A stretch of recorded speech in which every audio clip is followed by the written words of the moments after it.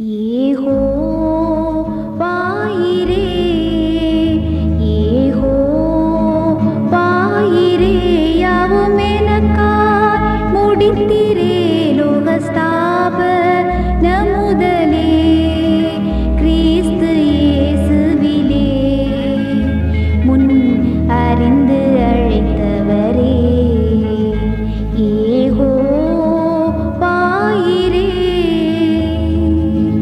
ஆபிரகாமுக்காய் தேவ பர்வதத்தில் ஆயத்தமாக்கி நீர் வைத்ததோராட்டை போல் தாயினகட்டில் யான் சேயனாய் தோன்றும் முன் தற்பரணியாவும் கருதி வைத்தீர். யெகோவாயிரே, யெகோவாயிரே,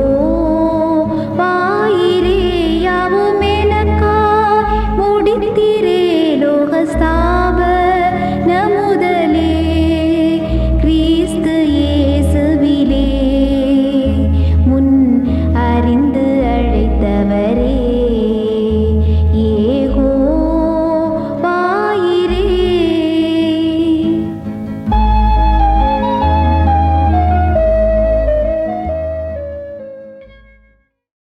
கர்த்தருக்குள் அன்பானவர்களே, அனுதினமும் கிறிஸ்துவுடன் தியான வேளைக்கு உங்களை அன்புடன் அழைக்கிறோம். இன்றைய தியானத்திற்கான வேத வாசிப்பு ஆதியாகமம் 39ஆம் அதிகாரம் வசனங்கள் 10 முதல் 12 வரை. தியானத்திற்கான தலைப்பு விட்டு விட்டு ஓடு. அவனோ தன் வஸ்திரத்தை அவள் கையிலே விட்டு வெளியே ஓடி போனான். ஆதியாகமம் 39:12. எதிர்த்து நிற்பது, விலகி நிற்பது, விட்டு ஓடுவது என்று நாம் எதிர்கொள்ளும் சோதனைகளுக்கு பல விதங்களில் பதில் செய்ய நேரிடுகிறது. எப்போது எதிர்ப்பது, விலகுவது, எந்த சந்தர்ப்பத்தில் திடமான தீர்மானத்துடன் ஓடிவிடுவது என்பதையெல்லாம் நொடி பொழுதில் தீர்மானிப்பதற்கு பகுத்தறிவு மிக அவசியம். இந்த கிருபை வரத்தை இன்று பரிசுத்த ஆவியானவர் நமக்கு அருளியிருந்தும் நாம் பல வேளைகளிலும் தடுமாறுகிறோமா? அன்று கர்த்தர் யோசேப்புடனே கூடவே இருந்தார் என்று வாசிக்கிறோம். கூடவே இருந்தாலும் கர்த்தருக்கு கீழ்ப்படிந்திருக்காவிட்டால் கர்த்தர் அவருக்கு துணை செய்திருக்க முடியாது.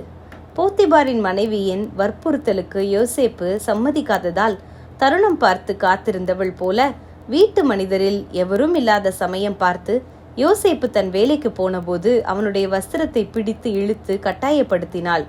யாரும் இல்லாததால் யோசேப்பும் இது நல்ல தருணம் என்று நினைத்திருக்கலாம். ஆனால் யோசேப்போ அவள் இழுத்து தனது வஸ்திரத்தை காப்பாற்ற போராடி கொண்டிராமல் அதை அவள் கையில் விட்டுவிட்டு அந்த இடத்தை விட்டே ஓடி போய்விட்டார்.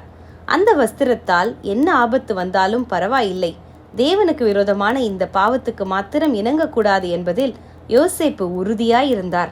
கர்த்தர் யோசேப்பை கைவிட்டாரா? தருணம் பார்த்திருந்து தாக்குகிறவனே நமது சத்ரு. ஆனால் பிசாசுக்கு எதிர்த்து நில்லுங்கள், அப்பொழுது அவன் ஓடி போவான் என்கிறார் யாக்கோபு. யாக்கோபு 4:7. ஆனால் தாழ்மையுள்ள சிந்தையுடன் தேவனுக்கு கீழ்ப்படிந்திருங்கள் என்றும் எழுதப்பட்டுள்ளது. அப்போது கர்த்தர் நம்மை கைவிட மாட்டார். பல வேளைகளிலும் சோதனைகளை விட்டு நாமே ஓடி போக வேண்டியிருக்கும். சோதனைகள் நம்மை மிகவும் குழப்பமடைய செய்யும் போது, நமது பலவீனம் தாக்கப்படும் போது, முக்கியமாக பாலியல் ரீதியான சோதனைகள் நம்மை துரத்தும் போது அந்த இடத்தை விட்டு ஓடி விடுவதே உசிதமானது. விளைவுகள் பாதகமாக இருந்தாலும் அந்த கொடூர பாவத்திலிருந்து தப்பித்துக் கொள்வதே சிறந்தது. யோசேப்பு தப்பி ஓடினாலும் அவருடைய வஸ்திரத்தை கொண்டே அவர் சிறைக்குள் தள்ளப்பட்டார். ஆனால் கர்த்தர் அங்கும் யோசேப்புக்கென்று பெரிய திட்டத்தை வைத்திருந்தார் அல்லவா? அவர் நம்மை கைவிடுவாரா? ஜெபம் செய்வோம். பரிசுத்தமுள்ள ஆண்டவரே, சத்ருவானவன் சலனப்படுத்தும் சோதனைகளை கொண்டு வந்தாலும் கல்வாரி இரத்தத்தால் கழுவப்பட்ட நாங்கள் சோதனைகளில் ஜெயமெடுக்க தூய ஆவியானவர் எங்களுக்கு உதவி செய்ய ஜெபிக்கிறோம். ஆமேன்.